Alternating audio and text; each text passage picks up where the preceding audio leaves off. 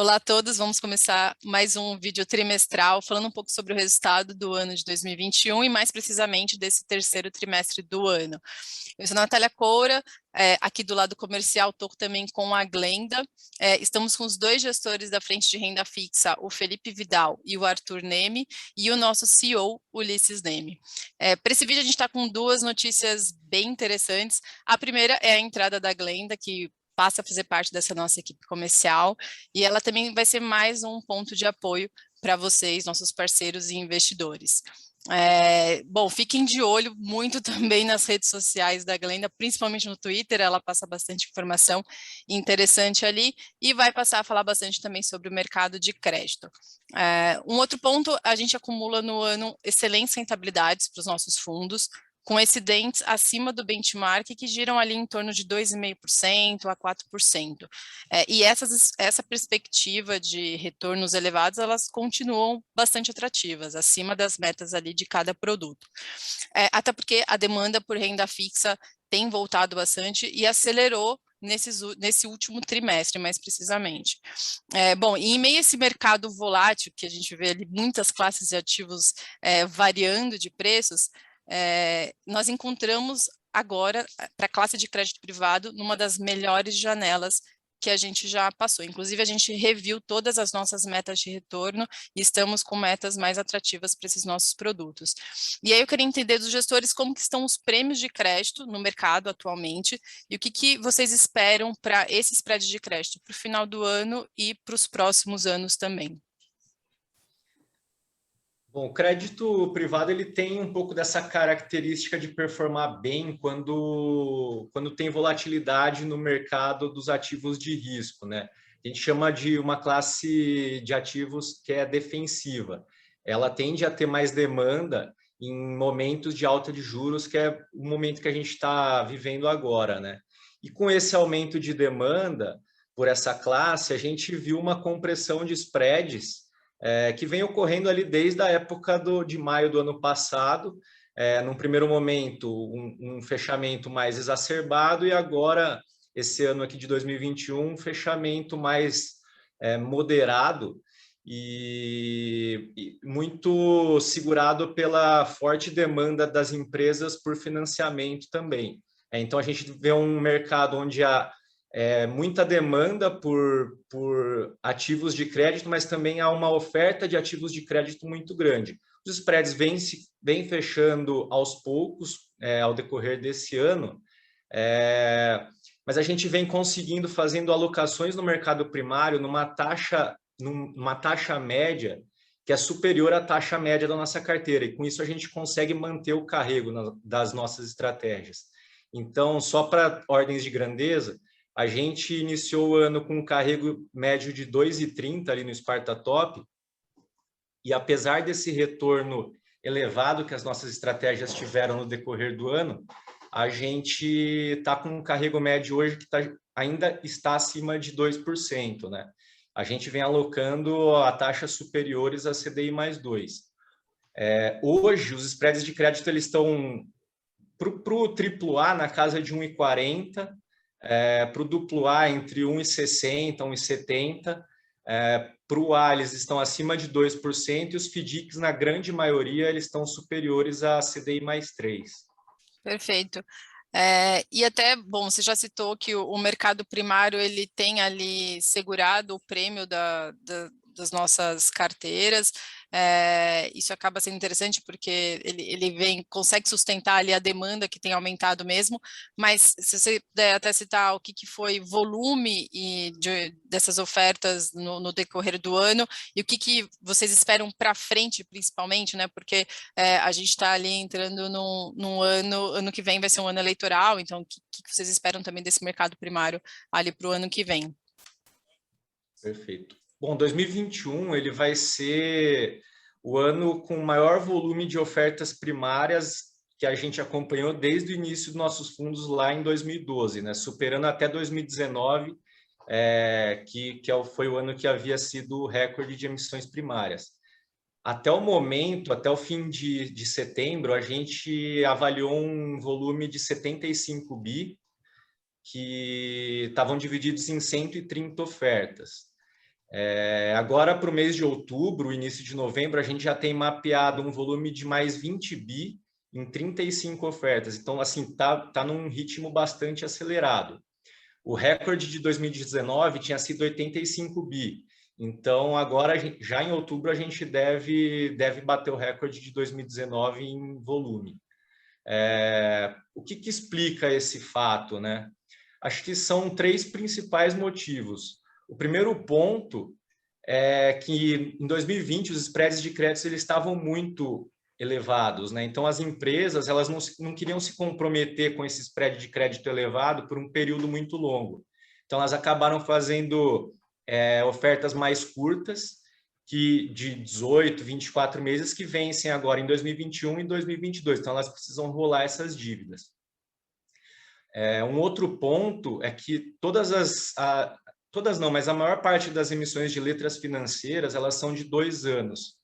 E no ano de 2019 teve muita emissão de letra financeira, que estão vencendo agora, né? Então, também existe a rolagem por parte dos bancos.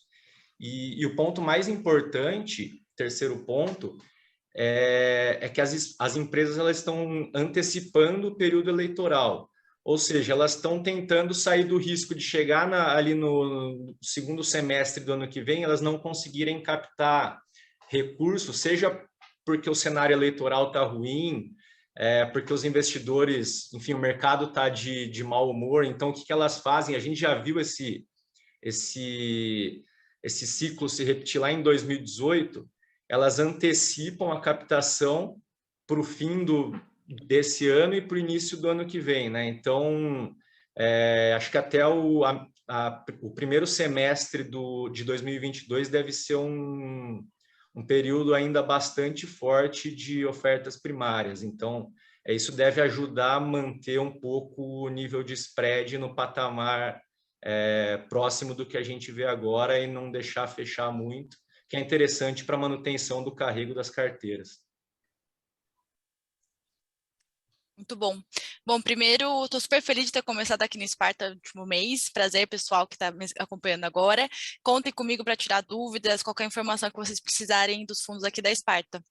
Queria fazer uma pergunta para o Arthur, aproveitando esse momento que a gente está vendo a classe do crédito como um todo, né? Com super destaque, com prêmios muito bons, mas ao mesmo tempo a gente tem visto que os fundos mais líquidos, né, com resgate D0, D1, captando bastante, o Previdência também, mas ao mesmo tempo a gente está vendo que o prêmio, né, mais interessante do crédito está no investimento um pouquinho mais longo.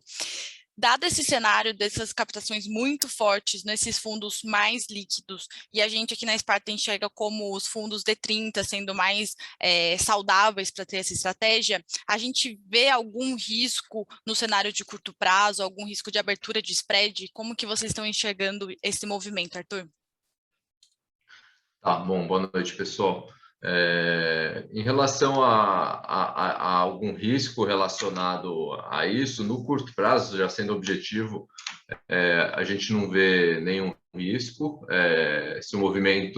Se o fluxo agora de compra dos ativos, a gente não vê nenhum risco assim, nesse sentido. Acho que isso pode vir a ser um certo problema numa reversão desse fluxo, né? A gente não acredita que isso aconteça no curto prazo. Acho que enquanto o cenário macro tiver nebuloso, acho que a Selic tiver em patamar elevado, aí a gente não sabe até quanto vai subir, né?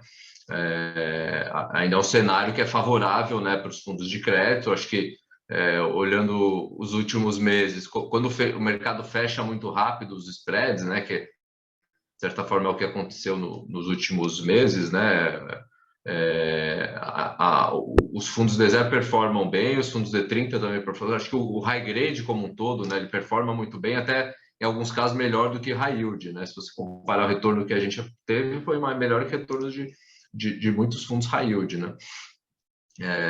Mas a gente tem uma expectativa de que, olhando uma janela para frente, né, para os próximos 12 meses, a gente acredita que o fundo D30 ele tem mais capacidade de se diferenciar e que o trade-off, né, de 30 dias de liquidez, né, de prazo de resgate, vai compensar e compensa, né, essa diferença de rentabilidade, né? Eu comentei que tem essa possibilidade, né, de um momento futuro, fundos de zero, né, ou seja, com prazo de resgate muito curto, que boa parte dos investidores estão falando assim, bom, mas qualquer coisa eu resgato, né? Então, é um passivo incerto ali, né? Ao mesmo tempo um ativo cada vez mais longo, né? E esse ano, acho que o grande destaque, um dos destaques aí do mercado primário esse ano é o prazo longuíssimo dos ativos, né? Que a gente está vendo. A gente, como Fundo E30, enxerga isso como oportunidade, né? Bacana. Agora, você acabou de falar que não sabe até onde a Selic vai, mas essa é uma pergunta bem recorrente, né, que a gente recebe aqui na área comercial. Então, eu queria pedir para o Ulisses passar um pouquinho do panorama de cenários mesmo, para a gente entender, porque a gente está com o Selic a 6,25 agora, a inflação ali batendo os 10% nos últimos 12 meses, então, o que a gente tem de perspectiva para o cenário mais macro, Ulisses? Bom, Gleina, ótima pergunta, porque, de fato, assim, o que mais tem incomodado os investidores, acho, é justamente a questão da inflação. Quando a gente olha que tem 2 dígitos no IPCA acumulado em 12 meses, e se a gente considerar que a meta é abaixo de 4%, de fato, a gente está num patamar muito alto. E o maior inimigo do investidor é justamente a inflação, porque é o que come o poder de compra. Afinal, o que a gente está sempre buscando é retorno acima da inflação. E justamente a Selic, né, ela, assim, quando a gente começou o ano, a expectativa é de que do Banco Central, né, ele falava na comunicação dele que esperava que fosse manter a taxa de juros baixa por um tempo muito prolongado. Acabou que, de fato, a inflação foi bem mais persistente do que era esperado, ela tem se mostrado mais persistente e mais agressiva, né?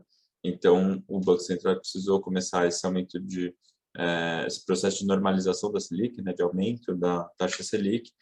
Atualmente está em 6,25, como você falou, mas já está precificado, né, o mercado já tem expectativa de que provavelmente a gente termine o ano acima de 8, né, com Selic, e provavelmente a gente ainda tem alguma coisa de aumento do Selic no começo de 2022, né, e isso para manter as expectativas de inflação ancoradas. Então, é importante lembrar que Selic mais alta, na verdade, ela vai, o Banco Central tem sinalizado isso, ele vai subir até que a inflação comece a dar sinais de arrefecimento e que, principalmente, as expectativas de inflação estejam ancoradas. Hoje, a gente já tem um desafio, né, para a política monetária, que as expectativas de inflação para o ano que vem já estão novamente acima da meta e beirando, ou alguns casos até, algumas pessoas, alguns profissionais, algumas casas já até esperam que ela possa exceder o teto da meta também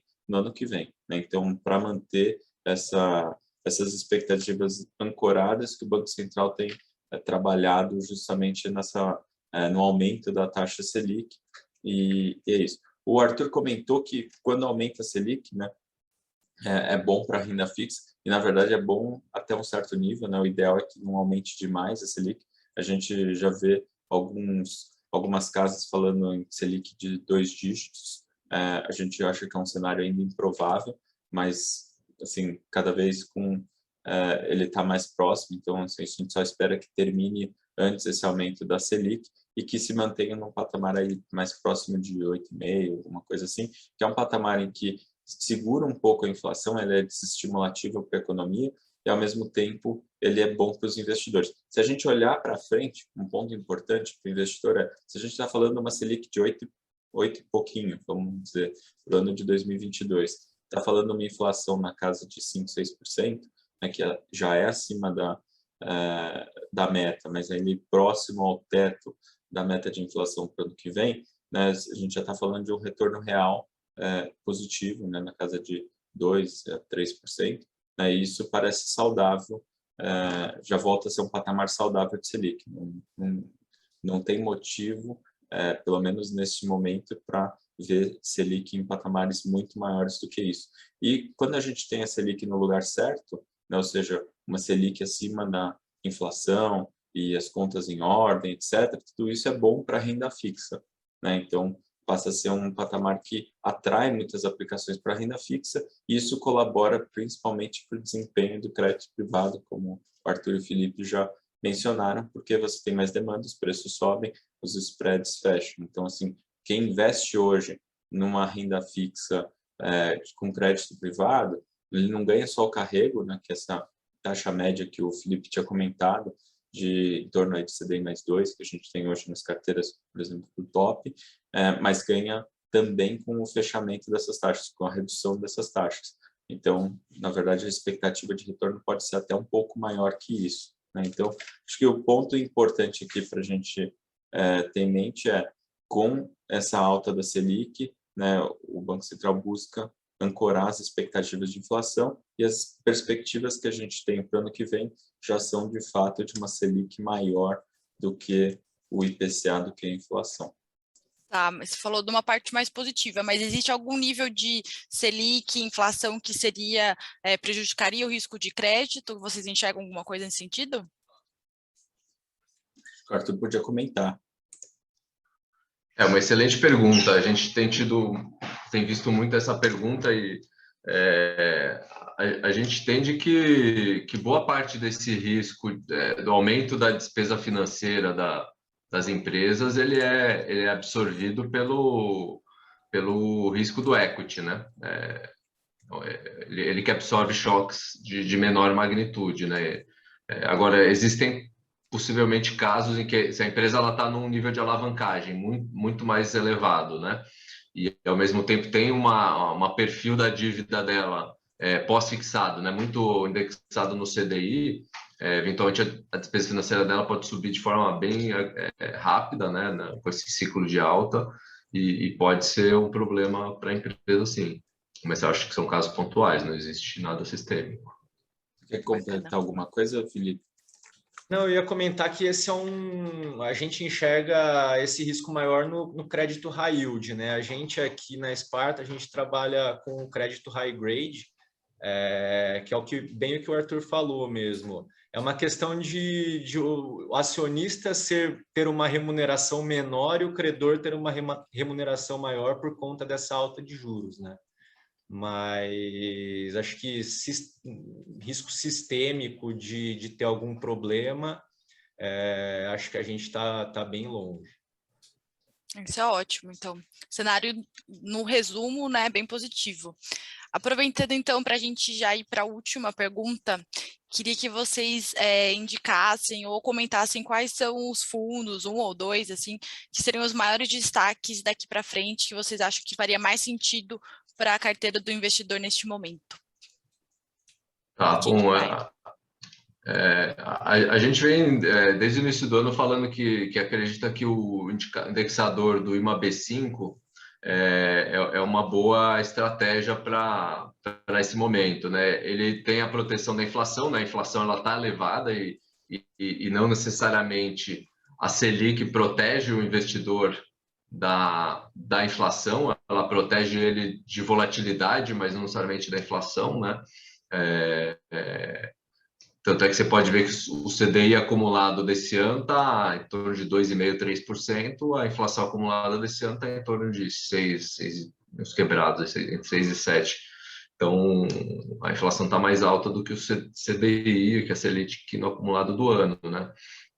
Então, que o indexador do IMAB5, a gente acha que ele é bem interessante, porque ele tem essa proteção integral da inflação, porém o trade-off é que ele tem uma remarcação a mercado, né, do que a gente chama de juro real, né, o componente de juro a mais, né, de retorno a mais que ele dá além da inflação. E nesse ano, com o aumento da taxa Selic, esse juro real ele também aumentou. Isso gerou uma reprecificação. Então, para pegar assim números didáticos, né, o início do ano, uma B5 ele tinha uma carteira, ele era um indexador que estava com expectativa de rentabilidade de IPCA mais 1, e hoje essa expectativa de rentabilidade ela é em torno de IPCA mais 4, né? Então bem mais atrativa. O IMAB5 esse ano está com um desempenho bem aquém da inflação, mas muito próximo do CDI, né? Então no ano ruim do IMAB5 ele está dando CDI. né? A gente acha que ele tem uma característica de baixa volatilidade, com uma característica de rápida recuperação de drawdowns, né? Ele tem uma volatilidade, tem alguns drawdowns, mas é uma recuperação rápida. Não são drawdowns de magnitude tão elevada, nada assim comparado com renda variável, nem nada do tipo, né?